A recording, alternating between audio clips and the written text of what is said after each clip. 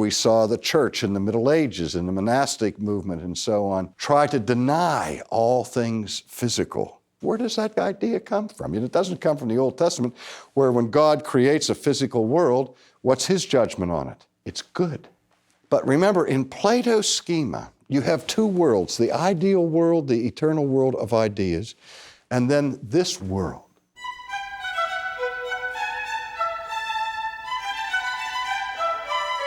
Ideas have consequences. We've seen that all week, and unfortunately, sometimes those ideas even creep into the church. I'm Nathan W. Bingham, and I'm glad you're joining us for the Friday edition of Renewing Your Mind. Yesterday, we met Socrates. Well, today, we'll meet a famous student of his, Plato, who is considered one of the twin giants of Western philosophy. His influence has been significant, impacting the church in the Middle Ages and even some in the church today. So what did Plato teach? Here's R.C. Sproul to explain. Almost 30 years ago, I had the opportunity to visit my older cousin, who was an Episcopalian priest of the Anglo-Catholic mode, in Philadelphia. And this cousin of mine is very refined and cultured. He's a real student of the fine arts. And on that occasion, he took me downtown to Wanamaker's department store. Now, the purpose of that visit was not to make purchases, but because Wanamaker's was featuring a display of a famous painting by Rembrandt von Rijn. And the name of the painting is Aristotle contemplating the bust of Homer. And so my highly refined cousin said to me as we approached the store, he said, "Boy, you're going to get an expansion of your understanding of beauty today," he said, cousin. He said, "We're going to get to see that world-famous painting, Aristotle contemplating the home of Buster."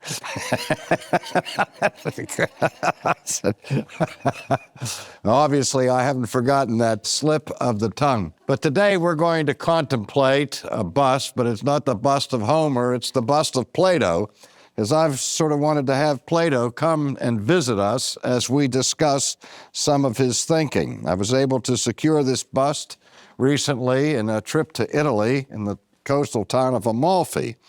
And I also purchased a bust of Alexander the Great because I thought I shouldn't come home with just one, because they tell me the two heads are better than one. But in any case, today we're going to be talking about my friend Plato, who, along with his most famous student Aristotle, are considered the real twin giants of Western philosophy. In fact, one historian of philosophy made the observation that all subsequent work in the field of philosophy by future generations and future philosophers is nothing more than footnotes added to the thinking of Plato and Aristotle. So prodigious were these men in their own day. Now, we also notice that I have a chair with me today, and it's not because I'm going to be lazy and sit down and give you a fireside chat, but there's a method to my madness, as I hope we will see in a few moments. The reason for this chair is really not for me to sit in, but to use as a prop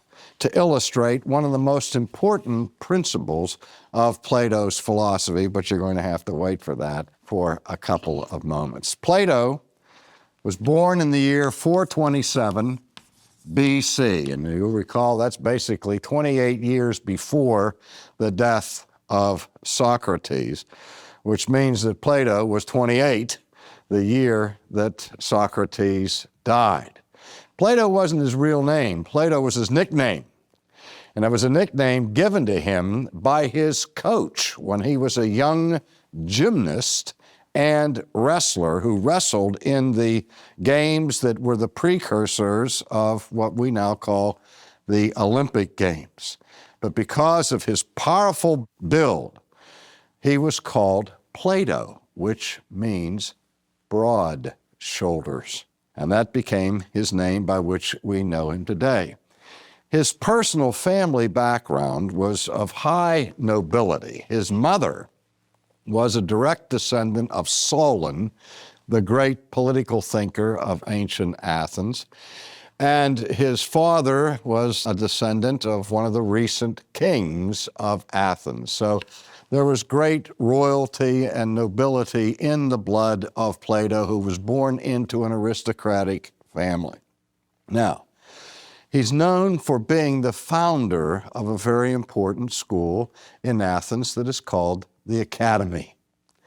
And the name Academy is drawn from the name of the person who presumably had owned a piece of property in the northwest quadrant right outside the city of Athens, a man by the name of Academus.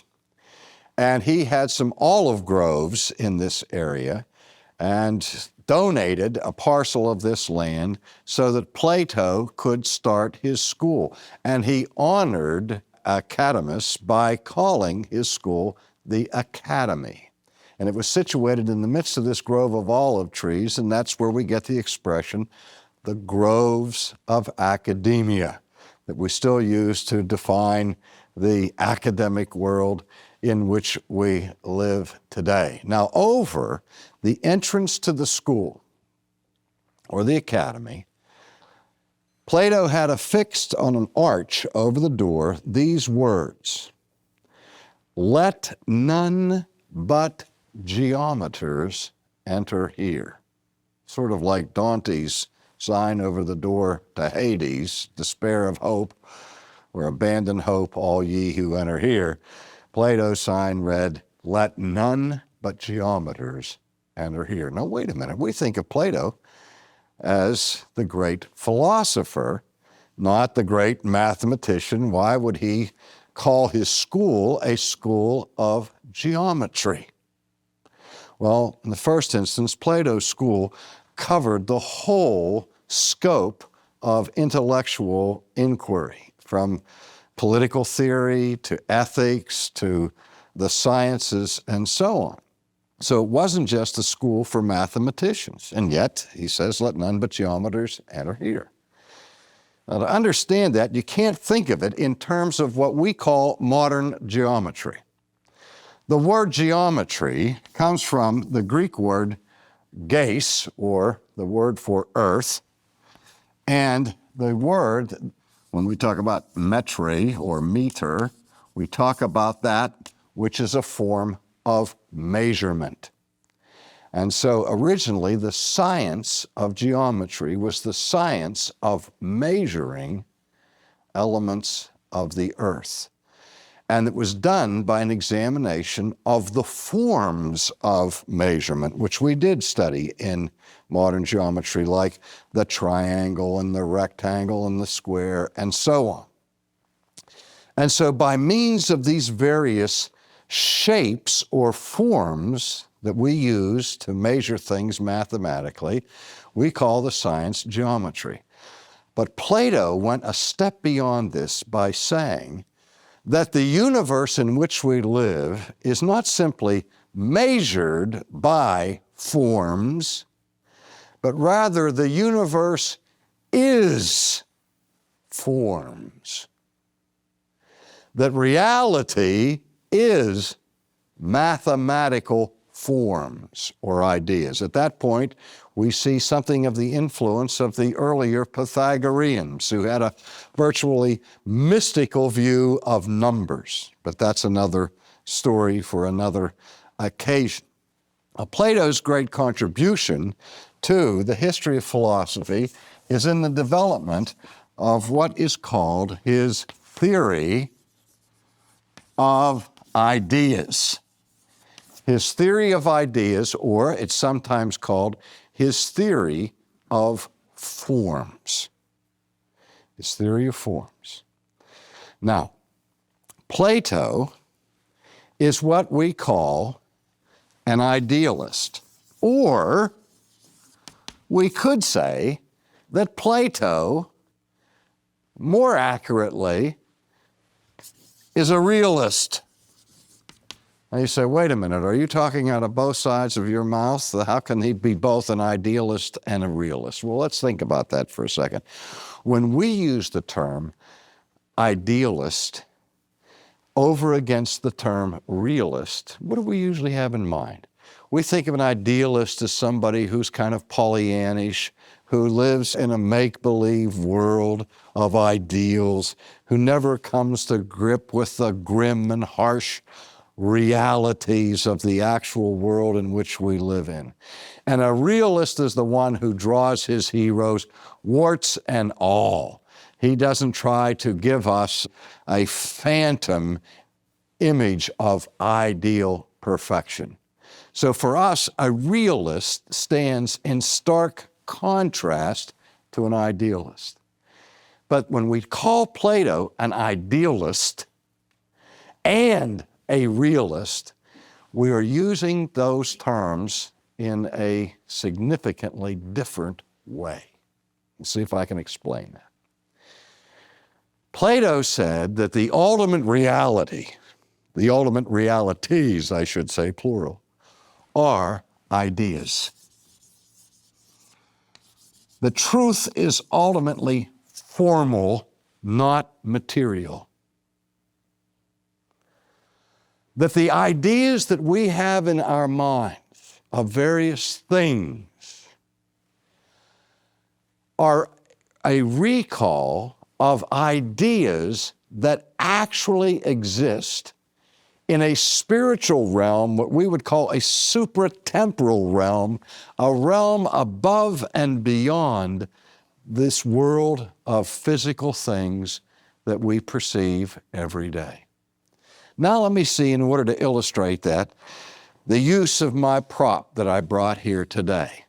I'm going to ask for some help from our audience here to see if we can learn something about Plato's theory of ideas. I have my friend Roger, my super student, who sits here in the front row, and Roger never ceases to amaze me with his prodigious grasp of these difficult and complex ideas. I'm not going to embarrass the adults by asking them questions that they'll stumble over.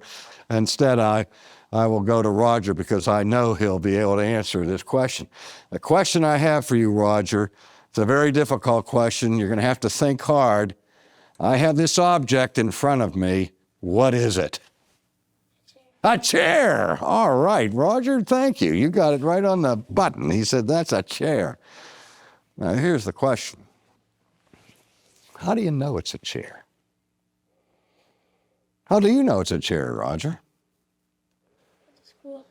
You just grew up learning that that was a chair, right? You never saw that chair before today. What do you mean you grew up learning that that was a chair? But you came in here, you never saw that chair before in your life. And yet as soon as I asked you what it was, what did you say? No hesitation. It's a chair. How did you recognize it as a chair? It has 4 legs.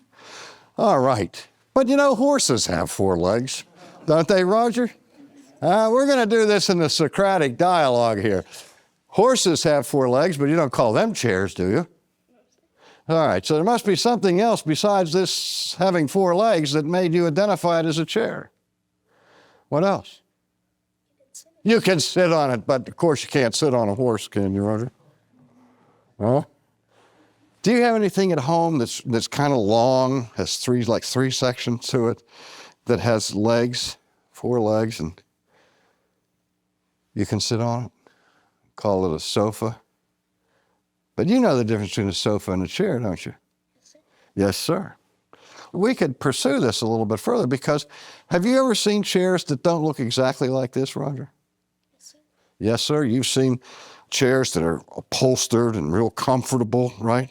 You've seen wooden chairs and soft chairs and hard chairs and all different kinds of chairs. In fact, every one of us has probably seen literally thousands of different kinds of chairs, right? Different shapes, different sizes, different material. And yet when we see these thousands of different particular objects, we can look at them, and in spite of the differences that are displayed among them, we still have this uncanny ability to put all of these particulars, all of these specific examples into the same category called chair. All right? And so Plato would scratch his head and say, well, how can we do that? How is it that we have this ability as thinking creatures to recognize all these vastly different objects by the same common universal term called a chair? Or I look out here in the audience and I see people. I see young people and old people, male people and female people, thin people and heavy people, don't I? Blue eyes and brown eyes. Every person in this room has their unique identification. And yet I can look at all of these particular examples of people and somehow extrapolate from these different individuals a class that we call human beings, or people, or mankind. Plato was once challenged to give a succinct definition for what it means to be human. And he said that a man, or a human, is a featherless biped. That is, a two-footed creature without feathers. Until one of his students threw a plucked chicken over the wall of the academy with a sign around its neck that said, Plato's man. It was a featherless biped. But in any case, what Plato was saying when he contemplated all of this is, how is it that we have this ability to recognize so many particular objects by this universal category of chairness? We have an idea in our mind of chairness. We have an idea in our mind of clothness. We have an idea in our minds of humanness, of treeness, of streetness. And so whenever we see a particular street or a particular tree or a particular man, such as Plato, we can recognize them insofar as they approximate the idea of humanness, treeness, chairness, streetness, or whatever it is. Now, Plato says the reason that is that in this spiritual realm, there is the eternal, perfect idea of tree. There is the perfect, eternal idea of chair. There is the perfect, eternal idea of human. And everything that we meet in this world is simply a copy of the archetypal idea or ideal. Now, what he's saying is that these ideas independently exist apart from us. They have real being. Now, do you see what Plato's getting at here is the old problem that was left unresolved between Parmenides and Heraclitus. How can we account for both being and becoming? This is the world that we see and perceive with our senses. For Plato is the world of becoming. And the only way we can have any knowledge of this realm is because above this realm of becoming is the realm of being, where the eternal ideas of things actually exists. Now, let me just pause for a minute and say, do you see how he's called an idealist? He's called an idealist because he says that ultimate truth is found in these eternal ideas. And it is the formal truth that is the highest truth. But the ideas for Plato are not merely constructs of the human mind. They're not just human ways of thinking about things, but these ideas really are. They have ontological status. They have real being. And in that sense, he's called a realist because he believes that the ideas are not just imaginary, but they are real. Now do you see how he can be both a realist and an idealist in the sense in which I'm using those terms at the same time? Now, one of the important aspects of this kind of thinking that has had a profound effect on every one of you and of your lives down to this very day. You live in a world, you grew up in an environment where you even now struggle with the idea that physical things, food, drink, sex, anything that is physical sort of is infected by a shadow of evil. Even in the church, we saw the church in the Middle Ages, in the monastic movement and so on, try to deny all things physical, things of bodily appetites like hunger and drink, and that these participation in eating and in sex and in drinking were necessary, of course, for human survival and for the propagation of the species, but they were necessary evils. Where does that idea come from? It doesn't come from the Old Testament, where when God creates a physical world, what's his judgment on it? It's good. It can be misused, and there are evil uses of good things, but there's no inherent wickedness to the physical as far as the Bible is concerned. But remember, in Plato's schema, you have two worlds, the ideal world, the eternal world of ideas, and then this world where you have the particulars. Now, these particular objects that we recognize as chairs, he calls receptacles. A receptacle is something that receives and contains something. And for Plato, the receptacle is the particular object that copies, to some degree, the pure idea.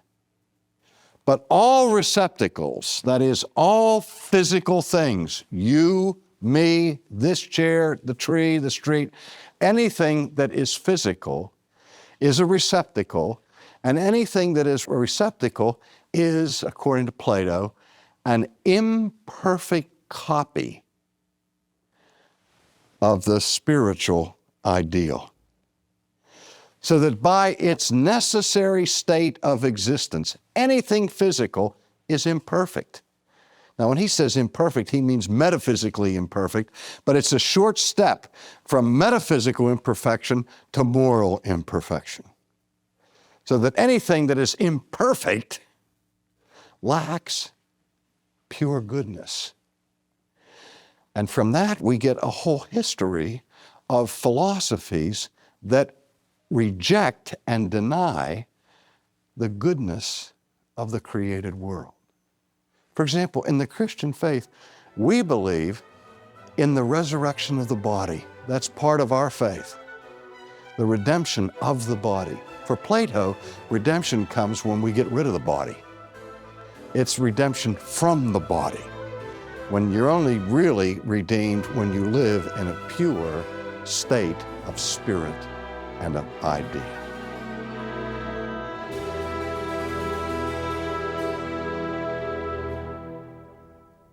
I'm sure you can see how that doesn't align with the biblical view of the body, and how helpful a series like this is to identify the errors and influences of philosophy and other ideologies.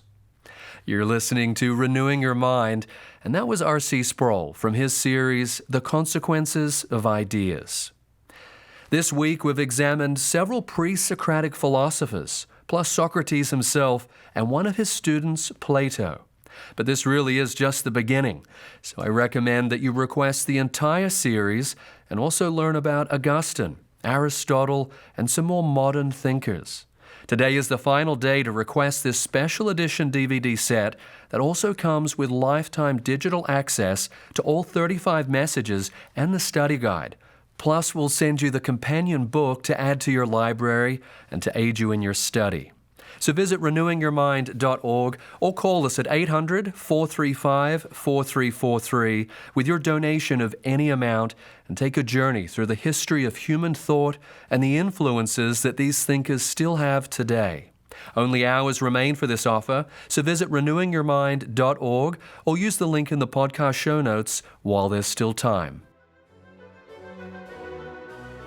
Have you read the book, The Pilgrim's Progress? It's a favorite of many Christians. And next week, Derek Thomas will be joining us to give us a guided tour of this allegorical work, showing that we have as much to gain from this book today as they did hundreds of years ago. That's beginning Monday, here on Renewing Your Mind.